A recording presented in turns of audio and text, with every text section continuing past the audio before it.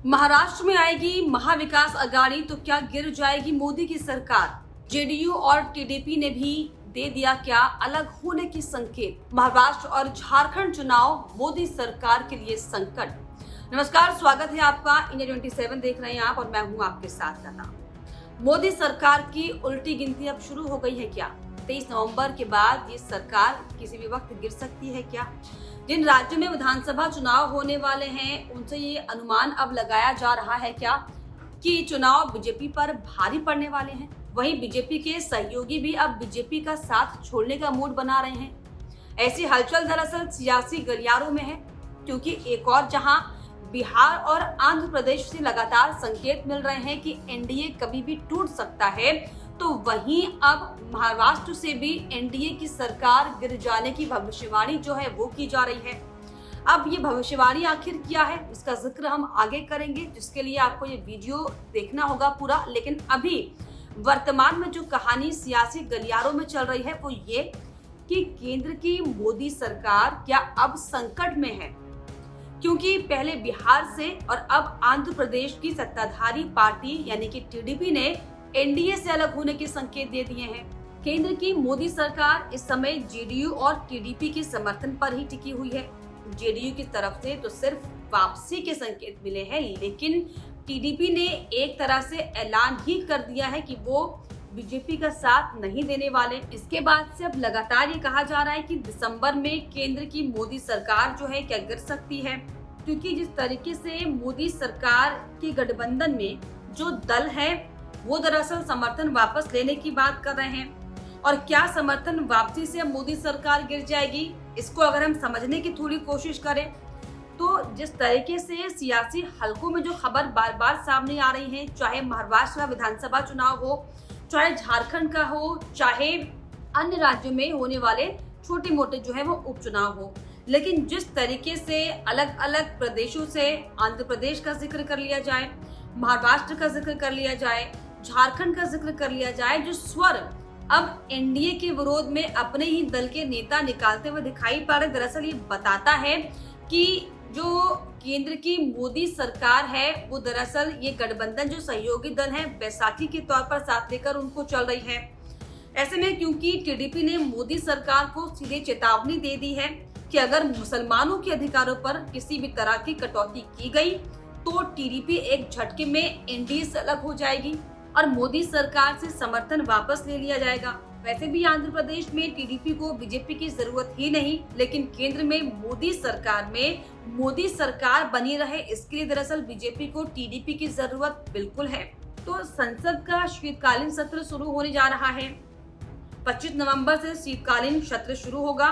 और सत्र के दौरान मोदी सरकार के गिरने की भविष्यवाणी कई नेता कर चुके हैं। हालांकि शोर ये भी है कि जेडीयू और आरएलजेपी यानी कि चिराग पासवान भी जो है समर्थन वापस लेने के मूड में दिखाई पड़ रहे हैं। और जिस तरीके से अब महाराष्ट्र में शरद पवार के गुट के एनसीपी के यानी कि नेता का जो बयान सामने आया, दरअसल वो भी कहीं ना कहीं इस ओर इशारा कर रहे हैं कि अगर महाराष्ट्र में महाविकास अघाड़ी की सरकार बनती है तो एनडीए का टूटना तय है।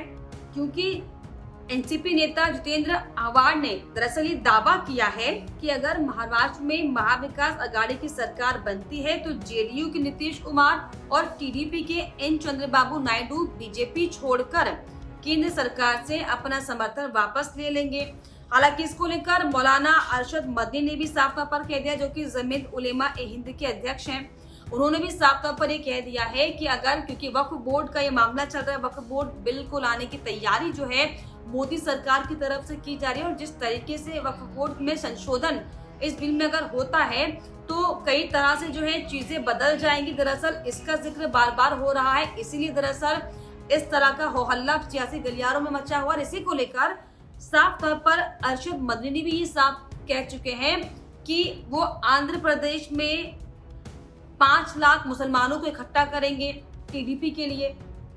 तो जिस तरीके से जो सियासी घटनाक्रम अब बढ़ता हुआ बिगड़ता हुआ दिखाई पड़ रहा है एनडीए के खिलाफ में, ये कहना लाजमी हो जाता है कि क्या एनडीए की सरकार यानी कि मोदी की सरकार किसी भी वक्त गिर जाएगी क्या?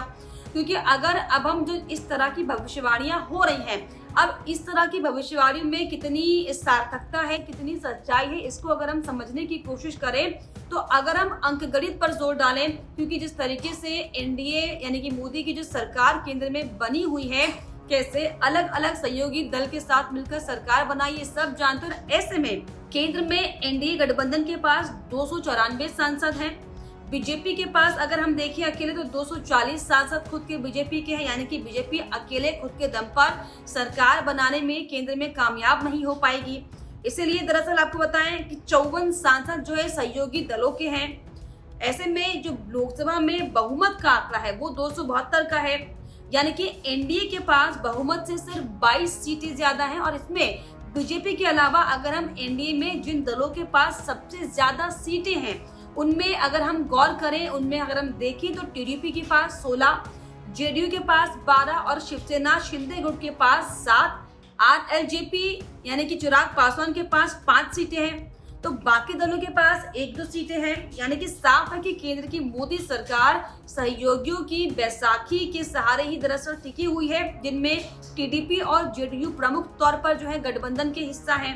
और अब टीडीपी की तरफ से जिस तरीके से मोदी सरकार को आंखें दिखाई जा रही हैं, तो वही नीतीश कुमार भी संकेतों से चेतावनी दे चुके हैं, क्योंकि हाल ही में उन्होंने दरअसल संसद के मॉनसून सत्र में जिस तरीके से मुद्दा लाने की जब बात हुई है, वक्फ संशोधन बिल पेश किया गया था, जिसके बाद जो है साफ तौर पर नीतीश बाबू ने भी मीटिंग ली बीजेपी के नेताओं के साथ, गठबंधन के नेताओं के साथ, और ये सख्त लहजे में पूछा कि मुसलमानों के लिए अब तक क्या किया गया है, क्या तैयारी है। और अब इसी को लेकर जो है साफ तौर पर चेतावनी नीतीश बाबू की तरफ से भी दी जा चुकी है, यानी कि साफ तौर पर अब जो चौतरफा एनडीए की सरकार, केंद्र की मोदी सरकार है, वो घिरती हुई दिखाई पड़ रही है। और जिस तरीके से अंकगणित को भी हमने समझने की कोशिश की, उसमें भी ये साफ साफ निकल जाता है कि अगर जिस तरीके से वक्फ संशोधन बिल को जो है लाने की, संशोधन करने की जो बात मोदी सरकार की तरफ से की जा रही है, अगर इसमें किसी भी तरीके से एनडीए सामंजस्य बिठाने में नाकामयाब हो जाती है, तो आने वाले चुनावों के बाद ये जाहिर तौर पर कहा जा सकता है कि किसी भी वक्त जो है मोदी की सरकार गिर सकती है। क्योंकि जिस तरीके से अब अलग अलग राज्यों में होने जा रहे विधानसभा चुनाव में जिस तरीके से जो रणनीति बिठाने का काम एनडीए की तरफ से किए जा रहे हैं, और जिस तरीके से चाहे टीडीपी की बात हम कर ले, चाहे नीतीश बाबू की बात कर ले, और चाहे महाराष्ट्र में की बात कर ले, महाराष्ट्र से भी जो है अब स्वर बुलंद होते हुए दिखाई पड़ रहे। और ऐसे में अगर किसी भी तरीके से कोई भी लापरवाही जरा से एनडीए की तरफ से होती है, तो ये मानना तय है कि बीजेपी की यानी कि केंद्र की मोदी सरकार जो है किसी भी वक्त गिर जाएगी। लेकिन ऐसे में आपको क्या लगता है, जिस तरीके से इस समय चंद्रबाबू के नायडू के जो स्वर बिगड़े हुए हैं, बदले बदले से दिखाई पड़ रहे हैं, नीतीश बाबू के जो है स्वर वो बदले बदले से दिखाई पड़ रहा है, और जिस तरीके से महाराष्ट्र में एनसीपी के नेता का बयान साफ तौर पर जिस कॉन्फिडेंस के साथ सामने आया है, क्या आपको ऐसा लगता है कि किसी भी वक्त जो है मोदी की सरकार गिरने जा रही है, एनडीए जो है गठबंधन में जो है फूट होने जा रही है, और क्या